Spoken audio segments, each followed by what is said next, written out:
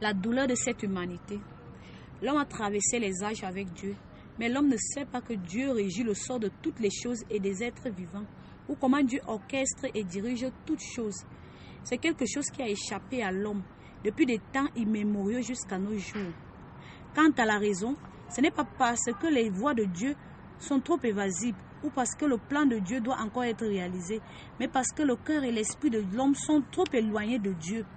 Par conséquent, alors même que l'homme suit Dieu, il reste inconsciemment au service de Satan. Aucun ne cherche activement les traces ni l'apparition de Dieu, et nul ne souhaite exister dans le soin et la garde de Dieu. Au contraire, ils sont prêts à compter sur la corrosivité de Satan et du mal, afin de s'adapter à ce monde et aux règles de vie qui suivent l'humanité. Méchante, à ce stade, le cœur et l'esprit de l'homme sont sacrifiés à Satan et deviennent sa subsistance.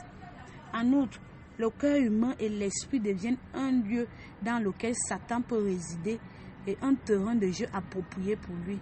De cette façon, l'homme perd, sans le savoir, sa compréhension des principes d'être humain et la valeur et le but de l'existence humaine. Les lois de Dieu et l'alliance entre Dieu et l'homme disparaissent peu à peu dans le cœur de l'homme, jusqu'à ce que l'homme ne cherche plus ou ne prenne plus garde à Dieu avec le temps.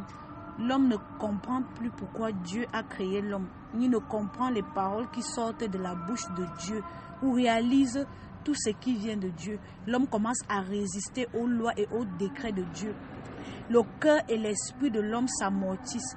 Dieu perd l'homme qu'il a originellement créé et l'homme perd la racine de son commencement.